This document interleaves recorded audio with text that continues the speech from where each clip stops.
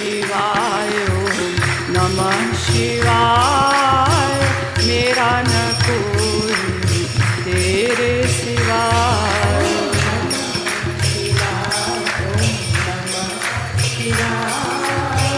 मेरा न कोई तेरे सिवाय।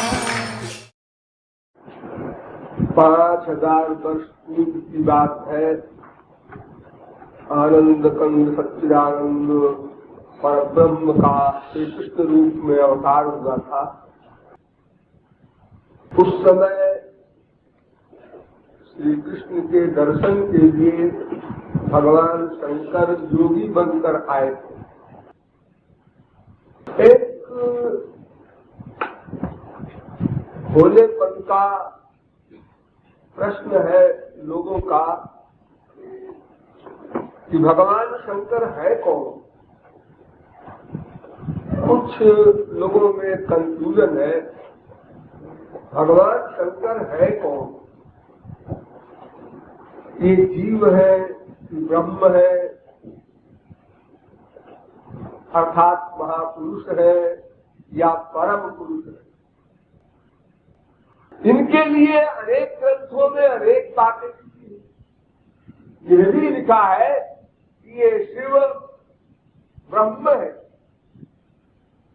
नमस्तंभवाय च मयोभवाय च इत्यादि मंत्र है। यही भगवान है, यही ब्रह्म है, अद्वितीय ब्रह्म। और ये भी लिखा है ये भगवान नहीं है, फिर भगवान के गुणावतार है। सत्वगुण के अवतार विष्णु, रजोगुण के अवतार ब्रह्मा, तमोगुण के अवतार भगवान शंकर। ये मत समझ लेना कि जो जिस गुण का अवतार है वो गुण है उसमें। ये दिव्य गुणों की बात हो रही है। जो आप लोगों पर गुण हावी है ये माइक गुण है, सत्वगुण, रजोगुण, तमोगुण।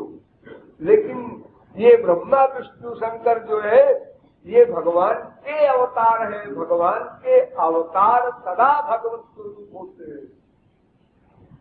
ये आप लोगों को बहुत बार समझाया गया है। अवतारों में कोई छोटा बड़ा नहीं हुआ करता। वो गुणावतार हो, आविष्टावतार हो, मूर्चावतार हो, अर्चावतार हो, वैभवावतार हो, प्राभवावतार हो, परावस्थावतार हो, कोई अवतार हो। अरे अवतार में क्या अंतर होगा। महापुरुष हो भगवान में अंतर नहीं होता तो अवतारों में क्या होगा। तस्मिन् तज्जने भेदाभावात् जानत तुम ही हो जाएगी। तो ग्रंथकारों ने भगवान शंकर को अवतार माना और कुछ महापुरुषों ने महापुरुष ही माना, सब साधारण जीवों की तरह। हाँ ठीक है, मायातीत है, भगवत प्राप्त संत है। जैसे गोपियों को वो सौभाग्य मिला महाराष्ट्र का, उसी प्रकार भगवान शंकर भी महाराष्ट्र में गए। और जब महाराष्ट्र में पहुंचे तो जो प्रहरिणी गोपियां थी गेटकी पर उन्होंने रोक दिया। कौन हो तुम? मैं शंकर हूं।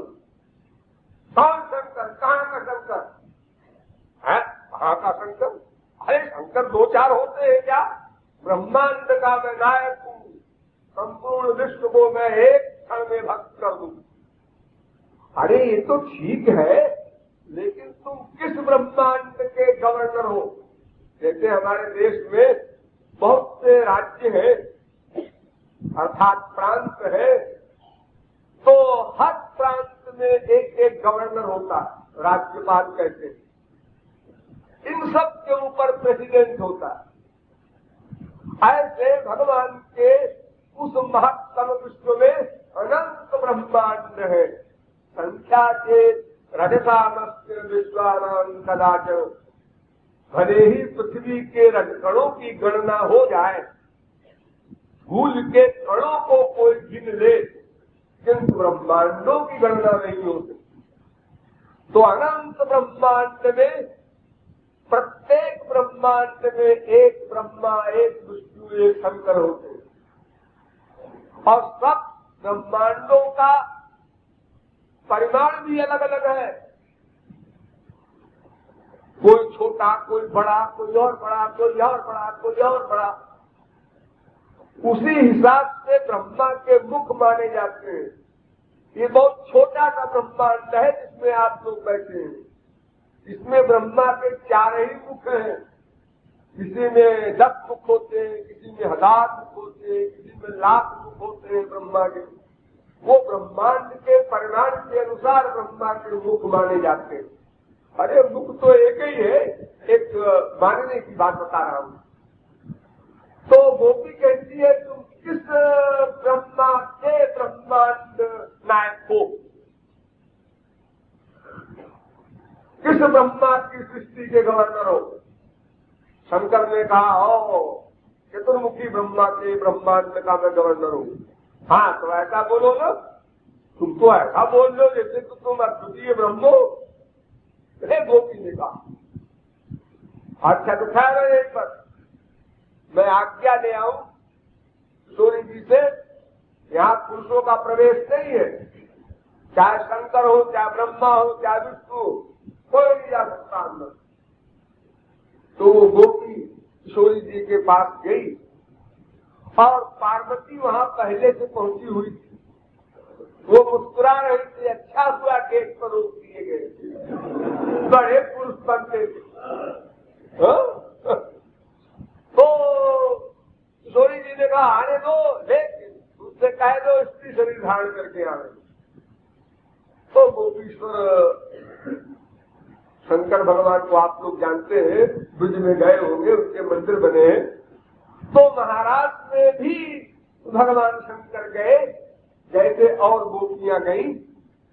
गिने लोगों में अधिकारी जो लोग थे वे लोग गए, उसमें भगवान शंकर का भी स्थान है। अर्थात महापुरुषों में जो सर्वोच्च अवस्था है, समर्था रति वाला माधुर्य भाव का रस, वो भगवान शंकर को मिला। और